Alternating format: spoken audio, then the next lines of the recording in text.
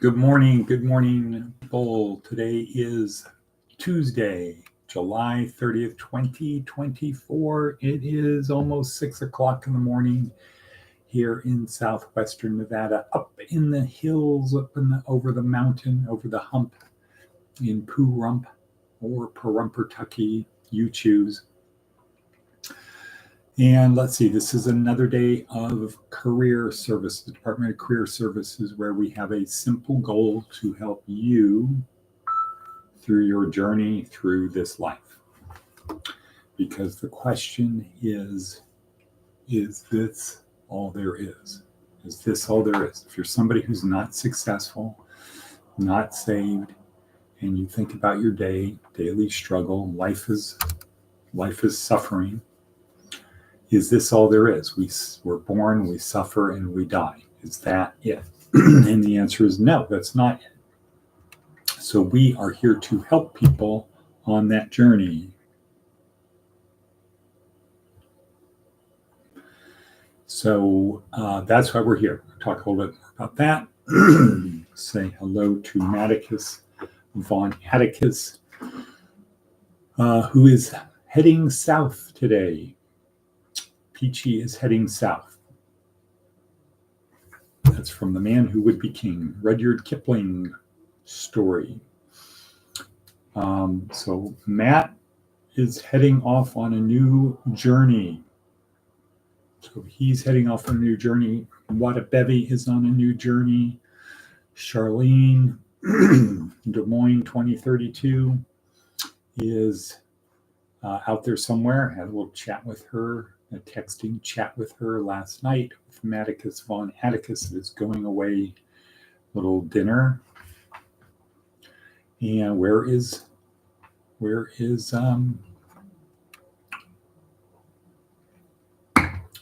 Jeannie? Where's Jeannie? Where are the other people? Well, they're out there somewhere. So here we are, and we're here to help our students and interested people on their journey through this life with the fundamental starting belief: this is not all there is. There is something after this. And depending upon how we behave now has an impact on what happens next. So best thing is to live with no regrets and to say, I fought the good fight. I ran the good race. I did what was asked of me in my Christian understanding, the Christian world I live in. If I was brought up as a Buddhist, I would have to do it in that structure, Hindu that structure. But I did the best I could based upon where I am from, what I have learned and been taught. And so I'm ready, anxious for what comes next.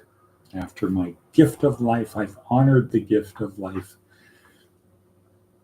et cetera, et cetera. So we're here to help on that. And we do it two ways. One is through the podcast, which is really just simply about creating new, better habits. That's it. New, better habits.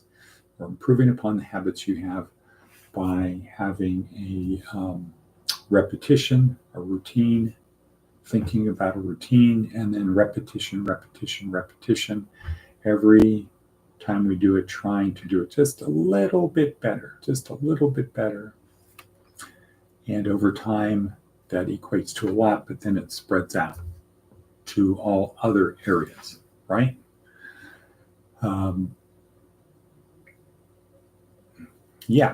So we do it through the podcast, which is repetition, and we do it mainly through the worksheet, which is all of the experts below. And our meme for today is, who was Chuck Norris before he was Chuck Norris?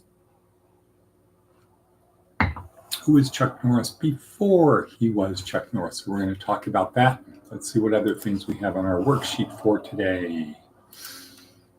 Let's see, before the before the podcast or after, there is the breathing exercise from Dr. Andrew Huberman, our attitude of gratitude. Always look on the bright side. Review of yesterday, examination of yesterday, or morning, midday, and night. Project into the future 1 minute to project the path of your day. Say your own personal prayer. Caddyshack little video. See the ball, Danny. See the ball. See your future. Be your future. Daily theme once again. Who was Chuck Norris before he was Chuck Norris? Really? Okay. Advice from an 80-year-old. Live your life so that your epitaph could read, no regrets. Right, rock and roll quotes. No regrets. Live your life so it could be that.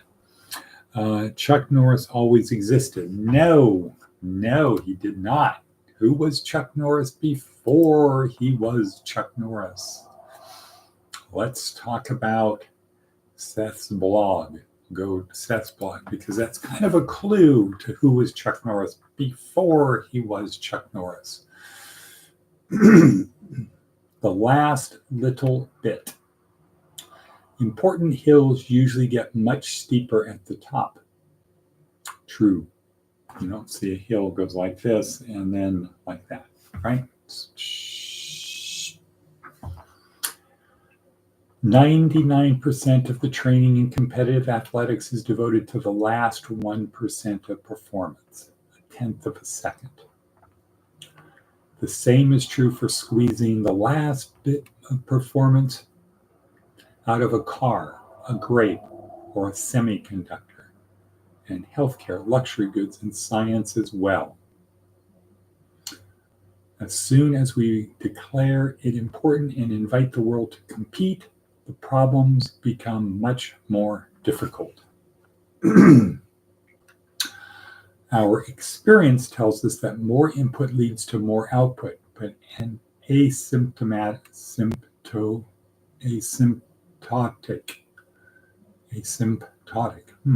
but in asymptotic conditions where competition is seeking to go to the very end of the curve, this rule is often suspended. The entire point of the competition is how extreme the last few steps are. Right, okay, so we're putting more energy in getting the smallest, we put more energy into the tiniest return. Usually we want to put our energy where we get the greatest return. But when it comes to excellence, you end up having to put a tremendous amount of energy to get to that barrier, to get to the limit. The entire point of the competition is how extreme the last few steps are. The options are pretty clear. Focus on activities where you're in the sweet spot of the curve, where more preparation, focus, and effort lead to huge benefits. This means walking away from competitions against people who are committed to being unreasonable. Right. So if you want to enjoy being average, compete with people who are average. Then you'll be in the sweet spot. But don't compete with people who want to push themselves to the limit. Number 2, embrace the unreasonable and accept that your competitors will as well. So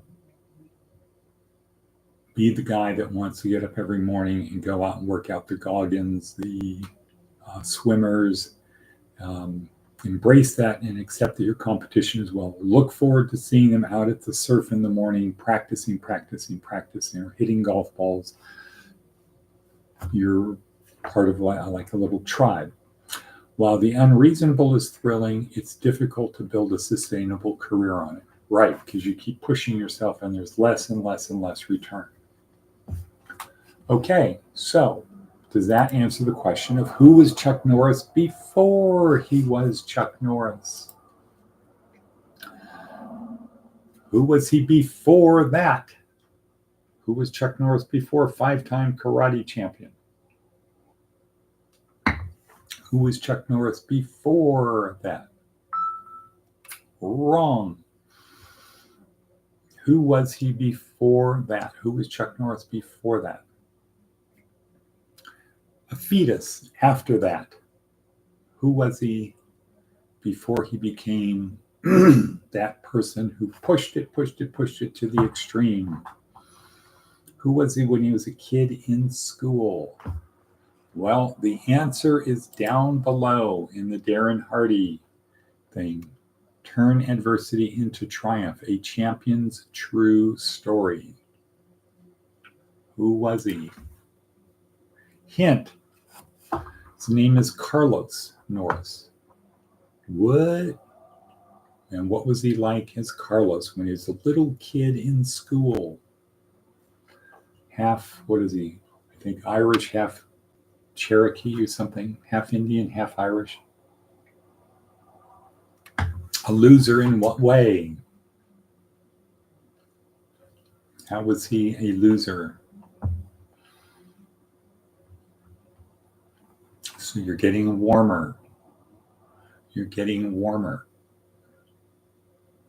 Turns out Chuck Norris, when he was a little kid, moved to town, lived next door to a bully, bigger bully, full-bred Indian.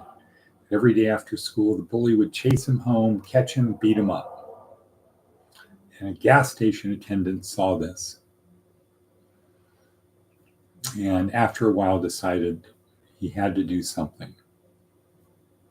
So he told Carlos, you're not going to run anymore. You've got to fight the kid. You've got to fight him. I can't. He's bigger. You have to fight the kid. And so he waited there, and then he did a Atticus von Atticus move, and he attacked the bully, and to the point where the bully said, okay, I give up. And that put him on a different trajectory from being somebody who ran from the things he was afraid of to somebody who ran to the things that others are afraid of. And that propelled himself to be the karate champion in the late 60s and early 70s, become an actor, etc., etc., etc. I think he was in the Air Force. But, so who was he before that? He was a person who was kind of like a little kid who was afraid of other kids. But he stood his ground. Stood his ground. Got a little pep talk from the gas station attendant who saw this going on, but knew enough to not stand up for Carlos. Told Carlos, you got to stand up for yourself. And he did, and then he did, and then that happened, and this other thing happened, and here we are today. So, don't be afraid, just believe. Don't be afraid, just believe. Okay, let's see. Today is a big day, going to Las Vegas, Lost Wages. Have some meetings down there, meeting with the doctor, going to City Impact, preparing for Sunday's breakfast in the park. Breakfast in the park. Got a lot of good advice yesterday from Tony regarding the thing. How to do it, what to do, etc. Seems like we're going to need a table, folding table to put the stuff on. Thermos, coffee, something to heat the breakfast sandwiches. Just a simple little breakfast. A little bit of fruit, sandwich, sunscreen, and see what happens. Okay, well, with that, we're 14 minutes in. We're going to call it a day. Got a lot to do. Got to get on the peloton and go from there. But appreciate you being here. So ask yourself the question, is this all there is? Deep down, and then listen. Close your eyes, listen, and you'll get a little voice or a thought in your head, a whisper that says, no, this is not all there is. something happens after this. I need to prepare for it because it's going to happen. And there's a simple path forward. Love the Creator with all your heart and mind and soul. Focus on that. Focus on what happens next, what comes next. Love thy neighbor as Jesus loved us. What does that mean? How do I do that? Well, there's the 7 corporal works of mercy. As Jesus said, feed the poor, give them water, shelter, basic necessities, visit them in prison, etc., etc.